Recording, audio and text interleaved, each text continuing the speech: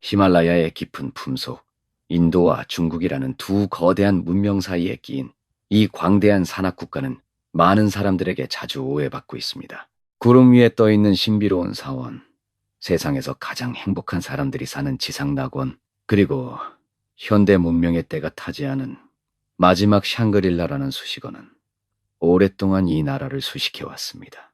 끝없는 초원 대신 험준한 산맥이 펼쳐져 있고 자랑스러운 전통을 지키며 살아가는 사람들의 이미지와는 전혀 다른 현실이 그 이면에 숨겨져 있습니다. 일부 외국인들이 이 나라의 폐쇄성과 모순을 목격하며 가장 죄 많은 나라라고 부르기도 하지만 그들이 마주하는 현실은 우리가 미디어를 통해 보아온 것과는 완전히 다릅니다.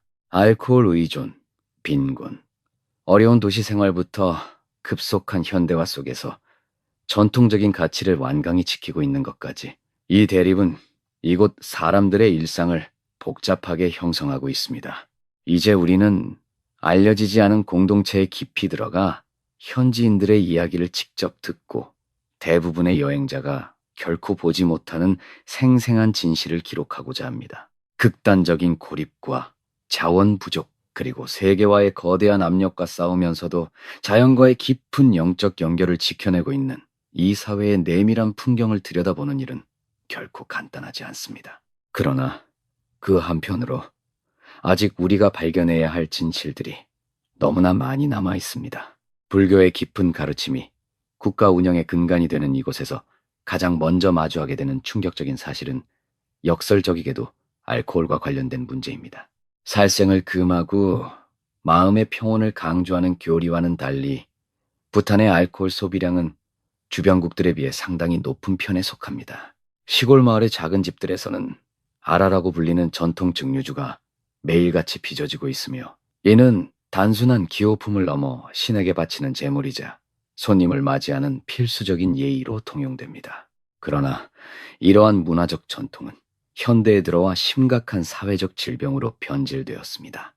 변변한 오락거리가 없는 산간 지역에서 술은 고독과 추위를 잊게 해주는 유일한 도구가 되었고 이는 곧 간 질환으로 인한 높은 사망률이라는 비극적인 결과로 이어지고 있습니다.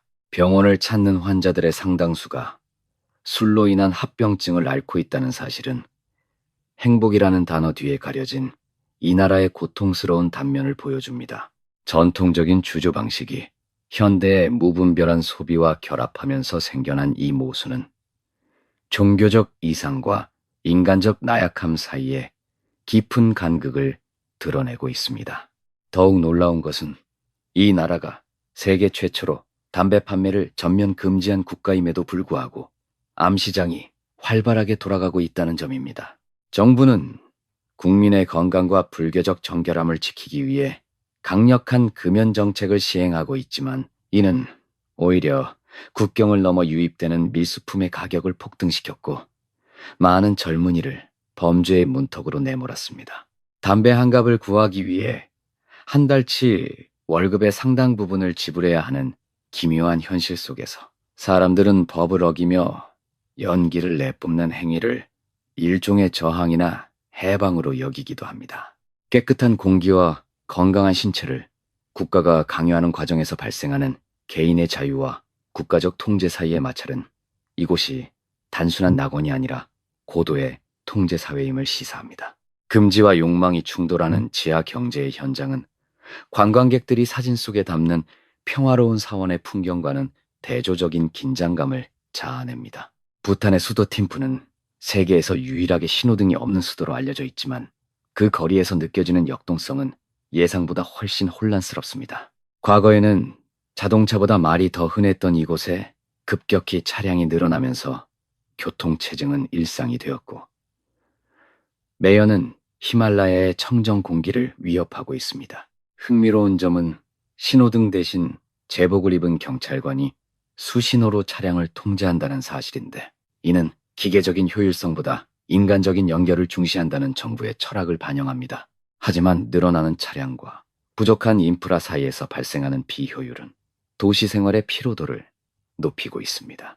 현대화의 물결 속에서 사람들은 여전히 전통 의상인 고와 키라를 입고 출근하지만 그들의 손에는 최신형 스마트폰이 들려 있으며 귀에는 무선 이어폰이 꽂혀 있습니다. 이러한 시각적 부조화는 부탄이 겪고 있는 정체성의 혼란을 상징적으로 보여줍니다. 이 나라의 젊은 세대가 겪고 있는 고립감과 미래에 대한 불안은 더욱 깊은 사회적 균열을 만들어내고 있습니다. 부탄은 교육열이 매우 높고 고등교육까지 무상으로 제공되는 나라지만 정작 대학을 졸업한 젊은이들이 일할 수 있는 자리는 턱없이 부족합니다. 공무원이 되는 것 외에는 마땅한 진로가 없는 현실 속에서 수많은 인재가 고국을 등지고 호주나 캐나다로 떠나고 있습니다. 팀프의 거리에서 만난 청년들은 자신들의 나라를 사랑하지만 이곳에서는 꿈을 펼칠 기회가 없다고 말합니다. 행복지수라는 추상적인 개념이 배고픔과 야망을 채워주지 못한다는 냉혹한 진실은 정부가 내세우는 정책의 한계를 명확히 드러냅니다. 국가의 미래를 짊어질 세대가 사라져가는 텅 빈 마을들의 풍경은 세계에서 가장 행복한 나라라는 수식어를 무색하게 만듭니다. 부탄의 환경정책은 세계적으로 찬사를 받지만 그 이면에는 현지 주민들의 희생이 전제되어 있습니다. 국토의 60% 이상을 산림으로 유지해야 한다는 헌법 조항 때문에 농민들은 자신의 땅을 개간하거나 자원을 활용하는데 엄격한 제한을 받습니다.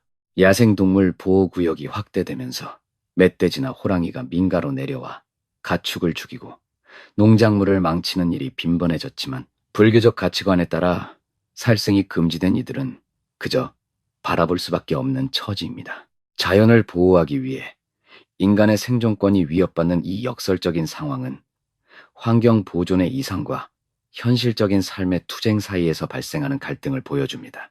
야생동물을 죽이는 것이 죄악으로 여겨지는 사회에서 농민들은 밤새 횃불을 들고 밭을 지키며 자연과의 고단한 공존을 이어가고 있습니다. 또한 이 나라는 1999년이 되어서야 텔레비전과 인터넷을 공식적으로 허용했을 정도로 정보의 유입에 보수적이었습니다. 세계에서 가장 늦게 TV를 받아들인 나라 중 하나인 부탄은 그 대가로 급격한 문화적 충격을 겪어야 했습니다. 조용히 명상을 하던 가정에 할리우드 영화와 폭력적인 레슬링 경기, 선정적인 광고들이 쏟아져 들어오면서 범죄율이 상승하고 가족 간의 대화가 줄어드는 현상이 나타났습니다. 외부 세계에 대한 동경은 전통적인 가치관을 구식으로 치부하게 만들었고 이는 세대 간의 깊은 단절을 야기했습니다. 위성 안테나가 설치된 낡은 진흙집의 지붕은 급변하는 세계와의 물결 속에서 흔들리는 부탄의 오늘을 대변합니다. 물질적 풍요가 반드시 정신적 행복으로 이어지지 않는다는 것을 증명하려 했던 국가적 실험은 현대 기술의 강력한 유혹 앞에서 위태로운 행보를 보이고 있습니다. 성적인 개방성과 관련된 부탄의 독특한 문화 역시 외부인들에게는 충격적으로 다가옵니다. 집 외벽에 그려진 거대한 남근상은 악기를 쫓고 다산을 기원하는 신성한 상징으로 여겨지지만 이는 서구적 시각에서 종종 외설적으로 오해받기도 합니다. 미친 성자로 불리는 드룩파쿨리의 전설에서 유래한 이 문화는 종교와 성이 결합한 독특한 형태를 띠고 있습니다. 하지만 이러한 전통적 개방성이 현대의 성인식과 충돌하면서 예기치 못한 사회적 문제를 낳기도 합니다. 미혼모에 대한 비교적 관대한 시선은 전통적인 공동체 안에서는 보호받을 수 있었으나 개인화되는 도시 사회에서는 복지제도의 사각지대로 내몰리는 여성들을 양산하고 있습니다. 고대부터 내려온 영적 신념과 현대의 도덕적 압력 사이에서 균형을 잡으려는 노력은 여전히 현재 진행형입니다. 부탄의 의료 시스템은 모든 국민에게 무료로 제공되지만 지형적인 한계로 인해 접근성은 매우 낮습니다. 깊은 산속에 사는 주민들은 기본적인 치료를 받기 위해 며칠을 걸어 내려와야 하며 응급 환자가 발생했을 때 할 수 있는 일은 신에게 기도를 올리는 것뿐인 경우가 많습니다. 서양 의학과 전통 의학이 공존하는 병원에서는 약초를 이용한 치료가 활발히 이루어지는데 이는 과학적 근거보다는 오랜 경험과 신앙에 기반을 두고 있습니다. 현대적인 장비가 부족한 환경에서 의사들은 고군분투하지만 복잡한 수술이 필요한 환자들은 인도나 태국으로 이송되어야 하며 그 비용은 국가 재정에 큰 부담이 됩니다. 보편적 복지라는 이름 아래 가려진 의료 인프라의 낙후는 히말라야 우지 생활의 고단함을 여실히 보여줍니다. 정치적으로도 부탄은 거대한 변화의 소용돌이 속에 있습니다. 2008년 국왕이 스스로 권력을 내려놓고 민주주의를 도입했을 때 많은 국민은 오히려 눈물을 흘리며 반대했습니다. 왕에 대한 절대적인 신뢰와 사랑이 민주적인 투표보다 더 안전하다고 느꼈기 때문입니다. 하지만 형식적인 민주주의가 정착되면서 정치인들의 부패와 당파 싸움이 시작되었고, 이는 순수했던 공동체 의식을 훼손하는 결과를 가져왔습니다. 왕정의 안정감과 민주주의의 불확실성 사이에서 갈팡질팡하는 정치 지형은 이 나라가 추구하는 행복이 과연 누구를 위한 것인지에 대한 근본적인 질문을 던지게 합니다. 권력의 이동이 가져온 사회적 변화는 전통적인 계급 구조와 현대적인 평등 사상 사이의 마찰을 심화시키고 있습니다. 동물권에 대한 부탄의 태도 역시 매우 독특하면서도 모순적입니다. 불교 교리에 따라 모든 생명을 소중히 여기기에 안락사가 금지되어 있으며, 그 결과 수도 팀푸를 비롯한 도시 전역은 유기견들의 천국이 되었습니다. 밤마다 지저대는 개떼의 소음은 주민들의 수면을 방해하고 광견병 확산의 공포를 불러일으키지만 어느 누구도 그들을 함부로 해치지 못합니다. 정부가 중성화 수술을 통해 개체수를 조절하려 노력하고 있음에도 불구하고 길거리에 넘쳐나는 동물들과 인간의 공존은 위태로운 균형을 유지하고 있습니다. 자비라는 이름으로 방치된 생명들이 겪는 굶주림과 질병은 종교적 이상이 현실적인 관리 체계와 만났을 때 발생하는 또 다른 형태의 고통입니다. 부탄의 식문화 또한 이 나라의 강인하고도 극단적인 성격을 잘 보여줍니다. 에마다치라고 불리는 국민 음식은 고추를 양념이 아닌 주재료로 사용하여 치즈와 함께 끓여낸 요리로 혀가 타들어갈 듯한 매운맛이 특징입니다. 척박한 땅에서 체온을 유지하고 식욕을 돋우기 위해 선택한 이 극한의 식단은 부탄 사람들의 인내심과 생존 본능을 상징합니다. 그러나 최근 들어 유입된 가공식품과 설탕 소비의 증가는 전통적인 식습관을 파괴하고 당뇨병과 고혈압 같은 현대병을 급격히 확산시키고 있습니다. 붉은 쌀과 고추만을 먹던 소박한 밥상에 탄산음료와 과자가 오르기 시작하면서 사람들의 체형과 건강 상태는 빠르게 변하고 있습니다. 육체적인 강인함이 현대 문명의 달콤한 유혹 앞에서 무너져가는 모습은 안타까움을 자아냅니다.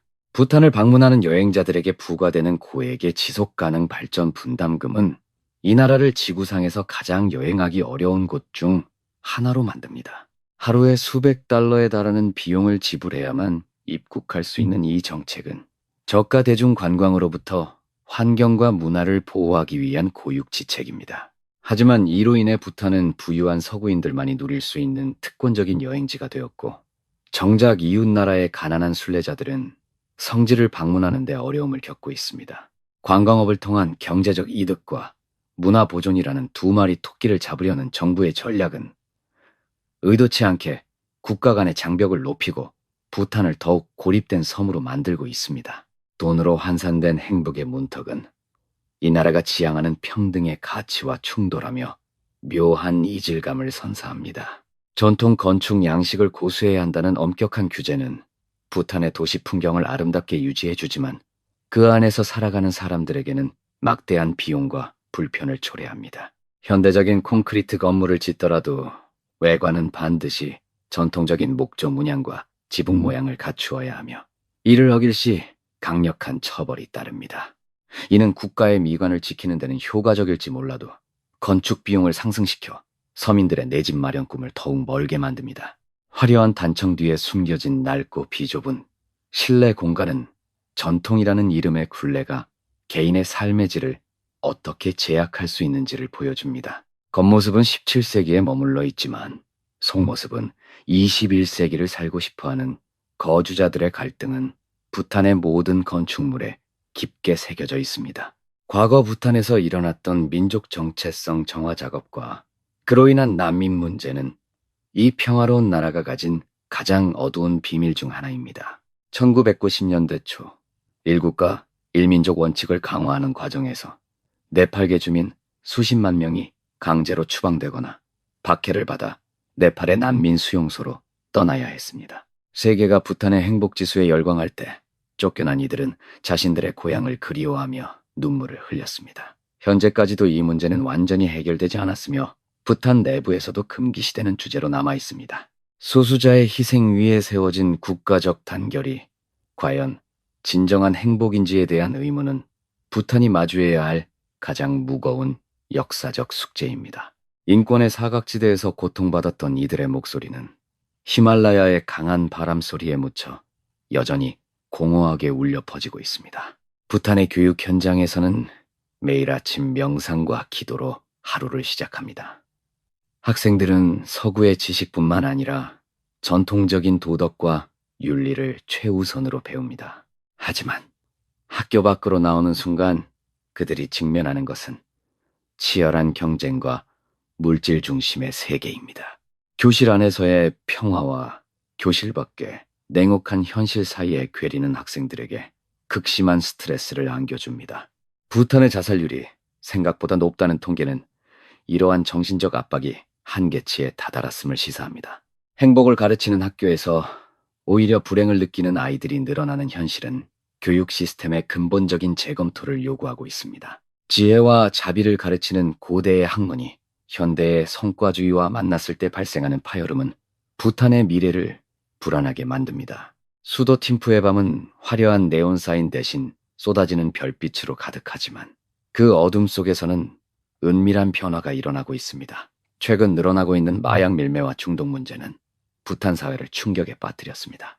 인도와의 열린 국경을 통해 유입되는 저렴한 마약류는 미래를 잃은 청년들 사이에서 빠르게 확산하고 있습니다.